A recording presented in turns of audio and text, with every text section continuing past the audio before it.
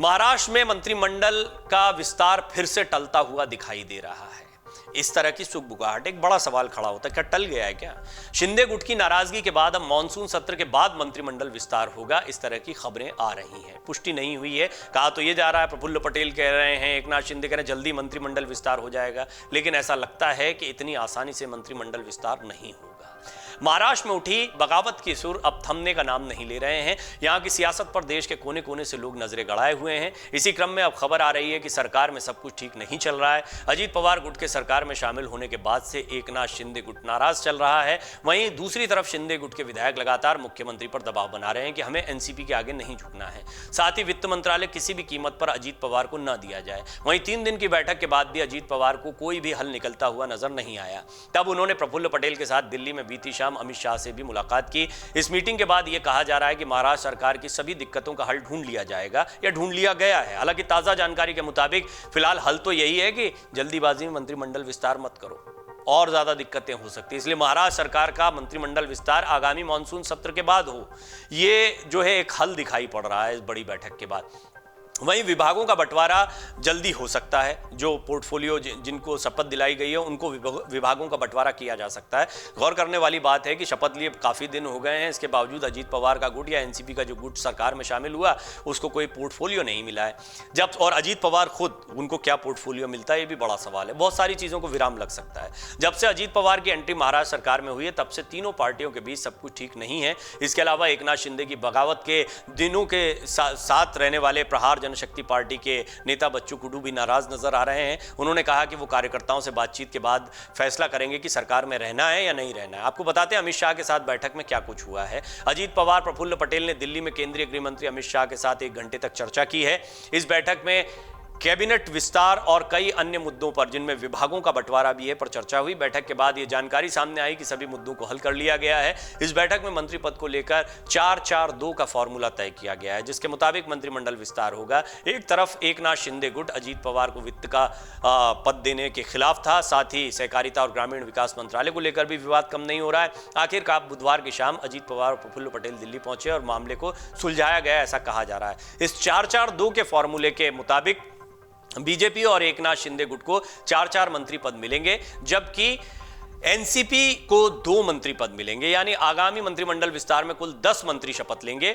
BJP और शिंदे गुट के कैबिनेट में पहले से ही 10-10 मंत्री हैं। इस लिहाज से दोनों पार्टियों के मंत्रियों की संख्या 14-14 होगी, जबकि एनसीपी के कैबिनेट में 9 मंत्री हैं। उन्हें 2 मंत्री पद मिलने से यह संख्या बढ़कर 11 हो जाएगी। इनमें एक उप मुख्यमंत्री भी हैं।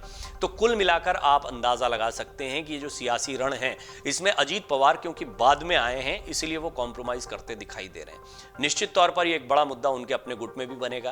कैबिनेट मंत्री बनने की या मंत्री बनने की चाह में बहुत सारे लोग आ जाते हैं, या ये इस वादे के साथ में उनको साथ में जोड़ा गया होगा। प्रफुल्ल पटेल भी साथ में दिखते हैं, तो कहा जाता है कि राज्यसभा सांसद हैं, केंद्र की मोदी सरकार के मंत्रिमंडल विस्तार में उनको कोई जगह मिल सकती है। हो भी सकता है ऐसा, लेकिन सियासत में ये जो मंत्री पद पाना है, एक होता है जब आप जनता के बीच में जाते हैं तो विकास की बात कहते हैं। येवला में शरद पवार जब गए तो उन्होंने, ये देखिए मैं आपको एक एग्जाम्पल के तौर पर बात बता रहा हूँ। येवला में शरद पवार कहते हैं कि मैंने गलत लोगों पर भरोसा कर लिया, गलत उम्मीदवार आपके सामने रख दिया। तुरंत छगन भुजबल आते हैं, बैकफुट पर भी दिखाई देते हैं और पलटवार करते हैं।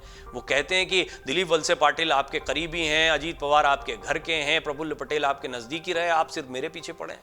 आपको सिर्फ लगता है कि मैंने बगावत कर दी, जब सारे के सारे वहां जा रहे थे तो मैं क्या करता। इस तरीके की बात उन्होंने कही है। कुल मिलाकर, और भुजबल ने एक बात और कही कि मैंने विकास कार्य किए हैं, येवला की जनता जानती है, इसीलिए मुझे चुनती है। अब यहां पर ये विकास कार्य जो होते हैं, जब जनता के बीच में आप जाते हैं, जनता आपको प्रतिनिधि चुनती है, तो उसके 2 कारण हैं। एक तो चेहरा है ही, एनसीपी अगर आएगी, या शरद पवार का गढ़ कई जगहों पर माना जाता है, सतारा और ऐसे कई अन्य जिले हैं जहां पर वो काफ़ी मजबूत दिखाई देते हैं। नासिक का यही इलाका जहां से छगन भुजबल येवला से जीत कर आते हैं। तो इन क्षेत्रों में शरद पवार अपनी ज़मीन को मजबूत कर रहे हैं। शरद पवार के चेहरे पर वोट मिलता भी रहा है, ये बात भी सही है। उद्धव ठाकरे भी, बाला साहब ठाकरे का नाम, अपना ठाकरे सरनेम लेकर चुनावी मैदान में उतरेंगे। राज ठाकरे साथ में होंगे नहीं होंगे कहना बड़ा मुश्किल है, लेकिन एकनाथ शिंदे के सामने भी ये चुनौती पेश आने वाली है। कुल मिलाकर अभी सबसे बड़ी चुनौती महाराष्ट्र में ये दिखाई दे रही है कि जनता के बीच क्या मैसेज गया, और ये 4-4-2 का फॉर्मूला बन जाए, 4-4-4 का फॉर्मूला बन जाए, कोई फॉर्मूला मिल जाए, किसी को वित्त मिल जाए, किसी को सहकारिता मिल जाए, इससे जनता क्या सोचेगी, जनता के भीतर क्या इंप्रेशन जा रहा है? ये महत्वपूर्ण सवाल आपके सामने रख रहा हूं, आप इस पर अपनी टिप्पणी जरूर करें। क्या कोई नकारात्मक असर जा रहा है या आपको लगता है कि नहीं ठीक है, सरकार मजबूत हो रही है, सरकार में कई घटक दलों को मिलाकर बीजेपी ने अपनी रणनीति को साकार किया है? आपकी स्पष्ट राय क्या है वो आप जरूर लिखें। अमर उजाला अब आपके टीवी पर भी।